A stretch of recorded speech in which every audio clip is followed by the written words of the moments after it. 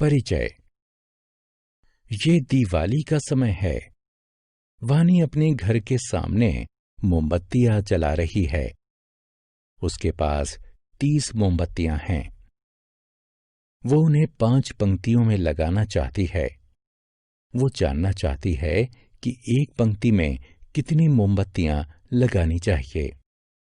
वो जल्दी से गणना करती है और प्रत्येक पंक्ति में 6 मोमबत्तियां लगाने का निश्चय करती है। बच्चों, इस पाठ में हम गुणन तथा भाग के बारे में और अधिक जानेंगे। आओ सीखें। गुणन की क्रियाओं को करना, भाग की क्रियाओं को करना। गुणन। जोड़ को दोहराना गुणन होता है। उदाहरण के लिए 5 कुर्सियों के पैरों की कुल संख्या पता करने के लिए हम 4 को 5 बार जोड़ेंगे, क्योंकि प्रत्येक कुर्सी में 4 पैर होते हैं। 4 जमा 4 जमा 4 जमा 4 जमा 4 बराबर 20। अन्य शब्दों में, संख्या 4 में संख्या 5 का गुणन करने पर 20 प्राप्त होता है। हम इसे इस प्रकार भी लिख सकते हैं कि 5 गुणा 4 बराबर 20। गुणन के लिए ये चिन्ह लगाते हैं। पहली संख्या 5 गुणक कहलाती है। दूसरी संख्या 4 गुण्य कहलाती है और गुणन का परिणाम गुणनफल कहलाता है। गुणन के गुण। आओ अब हम गुणन के कुछ गुणों के बारे में जानते हैं। इन बिंदुओं को देखें। ये 3 पंक्तियों में हैं। प्रत्येक पंक्ति में 5 बिंदु हैं। हम बिंदुओं की कुल संख्या कैसे पता लगा सकते हैं? जी हां, हम 5 को 3 बार जोड़ते हैं। दूसरे शब्दों में, हम 5 गुणा 3 का आकलन करते हैं।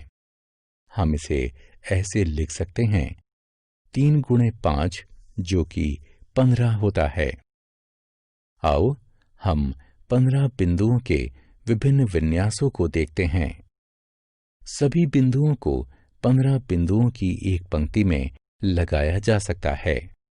1 गुणा 15 बराबर 15। प्रत्येक बिंदु को एक बिंदु की 15 पंक्तियों में लगाया जा सकता है। 15 गुणा 1 बराबर 15। प्रत्येक बिंदु को 3 बिंदुओं की 5 पंक्तियों में लगाया जा सकता है। 5 गुणा 3 बराबर 15। 1 गुणा 15 बराबर 15 होता है। 15 गुणा 1 बराबर 15 होता है। 5 गुणा 3 15 होता है और 3 गुणा 5 भी 15 होता है। 2 की गुणन सारणी। जब हम गुणन के तथ्यों का स्मरण करते हैं, तब गुणन करना आसान हो जाता है। गुणन के तथ्य गुणन सारणियों में दिए होते हैं। चलो 2 की गुणन सारणी से प्रारंभ करते हैं। 2 गुणा 1 2 होता है। 2 गुणा 2 4 होता है। 2 गुणा 3 6 होता है। 2 गुणा 4 8 होता है। 2 गुणा 5 10 होता है। 2 गुणा 6 12 होता है। 2 गुणा 7 14 होता है। 2 गुणा 8 16 होता है। 2 गुणा 9 18 होता है। 2 गुणा 10 20 होता है। 3 से 10 तक की गुणन सारणी।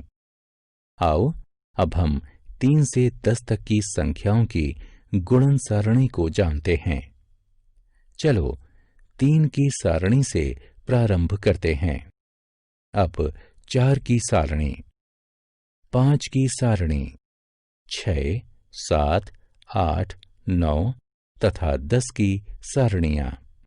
1 अंक वाली संख्याओं का गुणन। एक फल के कटोरे में 6 सेब रखे हैं। इस प्रकार के 13 कटोरों में कितने सेब होंगे? इसका उत्तर पता लगाने के लिए हमें 13 का गुणा 6 से करना होगा। 13 को 10 जमा 3 के रूप में लिखते हैं। 10 और 6 का गुणा करते हैं। इसके बाद 3 और 6 का गुणा करते हैं। फिर दोनों को जोड़ देते हैं। 10 गुणा 6 60 होता है तथा 3 गुणा 6 बराबर 18 होता है। अब 60 और 18 का जोड़ करने पर 78 प्राप्त होगा।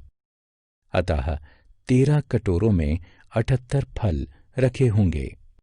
उदाहरण 75 का 6 से गुणा करते हैं। संख्याओं को एक दूसरे के नीचे रखते हैं। 5 का 6 से गुणा करते हैं। 5 गुणा 6 30 होता है। 6 के नीचे 0 तथा 7 के ऊपर 3 रखते हैं। अब 7 का 6 से गुणा करते हैं। 7 गुणा 6 42 होता है। 42 और 3 को जोड़ते हैं। 7 के नीचे 45 लिखते हैं।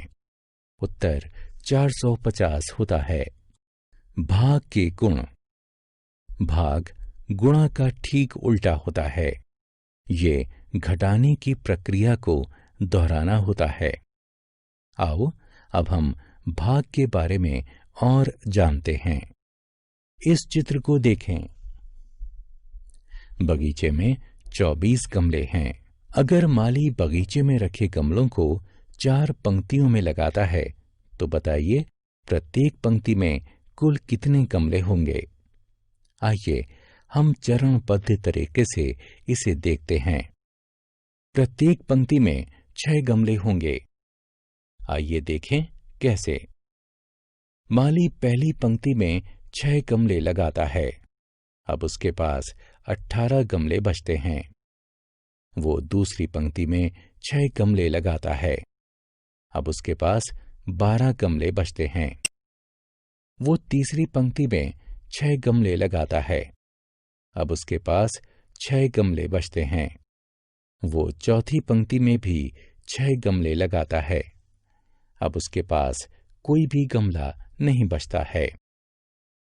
अन्य शब्दों में 24 घटा 6 घटा 6 घटा 6 घटा 6 बराबर 0 होगा। माली ने 24 गमलों को 4 पंक्तियों में बांटा है, जिससे प्रत्येक पंक्ति में 6 गमले रखे हैं। हम इस स्थिति को ऐसे लिख सकते हैं। 24 को 4 से भाग देने पर 6 प्राप्त होता है। ये भाग का चिन्ह है। संख्या 24 भाज्य है, 4 भाजक है तथा 6 भागफल है। उदाहरण 18 लड़कियों को एक बस में बैठाना है। एक सीट पर 2 लड़कियां बैठ सकती हैं। तो बताइए कि बस में कम से कम कितनी सीटें होनी चाहिए? चलिए देखते हैं। सबसे पहले तो लड़कियों को 2 के समूहों में बांटते हैं। कुल 9 समूह बनते हैं। इसलिए बस में कम से कम 9 सीटें होनी चाहिए। हम उपयुक्त समस्या को इस प्रकार से भी लिख सकते हैं। 18 भाग 2 बराबर 9। आओ खेलें। संख्याओं का भाग करके सही विकल्पों को उठाकर उनके संगत बक्सों में रखें। हमने क्या चर्चा की? जोड़ को दोहराना गुणन होता है। गुणन वो होता है जिसको किसी संख्या से गुणा किया जाए।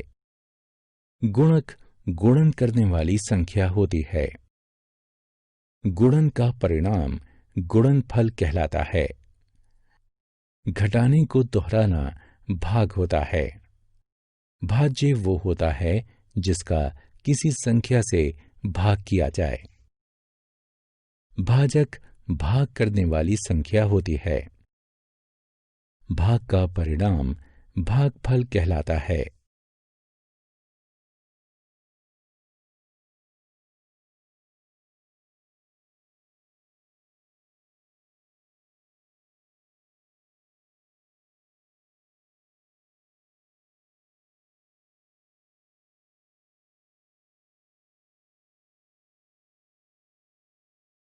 If you like this video, please like, share and subscribe our YouTube channel.